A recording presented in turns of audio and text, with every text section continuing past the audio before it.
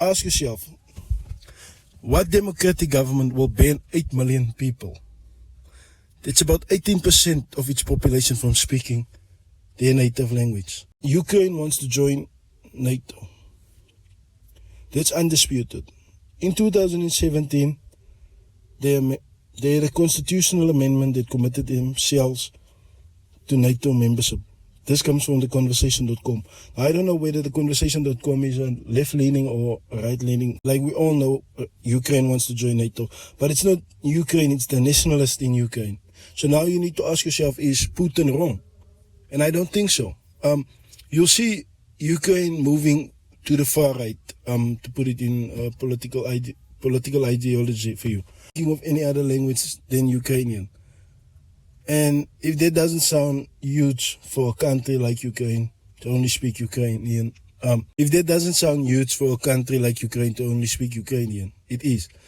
There's about 8 million people that's native Russian, that speaks Russian in Ukraine. How is that a democratic system? So if they've banned Russian, they banned the speaking of the language, and they've banned Russian television. This is extremely democratic from Ukraine. These are people who want to join the European Union. If they are a democratic country, I'm afraid for the people of Europe and the West in general. Because if this is tolerated, what's the future for Europe and the West or America? If this is okay, where you can ban political speech, where you can ban languages from being spoken. 8 million people speak Russian. 8 million people are native Russian speakers. Now look at this. Putin pledged to defend the Russian population. 8 million people need to stop speaking their native language. 8 million people. How is that not discrimination against a group of people? And this is my problem with the West. If they support discrimination and abuse and war, it's fine.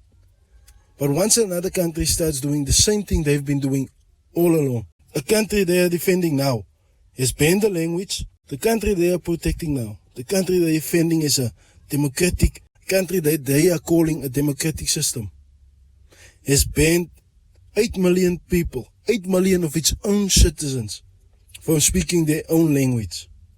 And you want Putin to say nothing.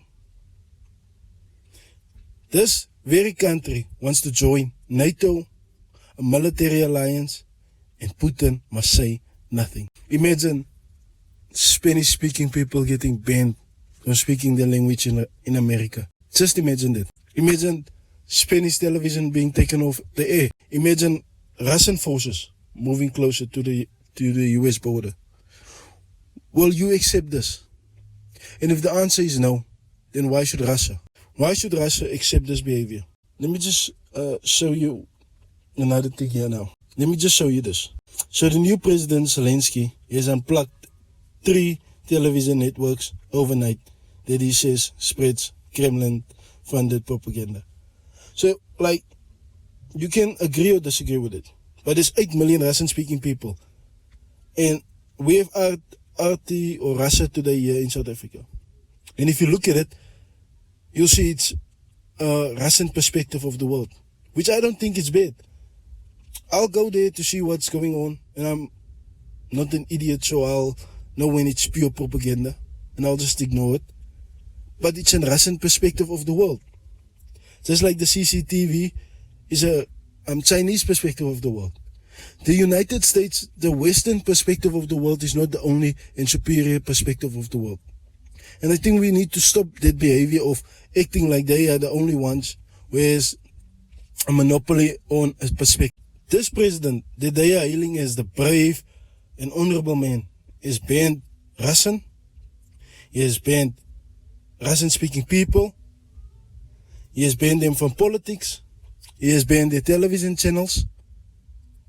And this is what they call democracy. This is what they call democracy. It sounds like the Babylon beast is behind everything. It's a parody of itself. This is a joke. This is a joke. 8 million people are not allowed to speak their native tongue. Just imagine that. Just imagine they come and they tell you you're not allowed to speak your own language. Will you accept that? That's an attack on you. That's not democracy. That's not freedom. That's white supremacy. at its core.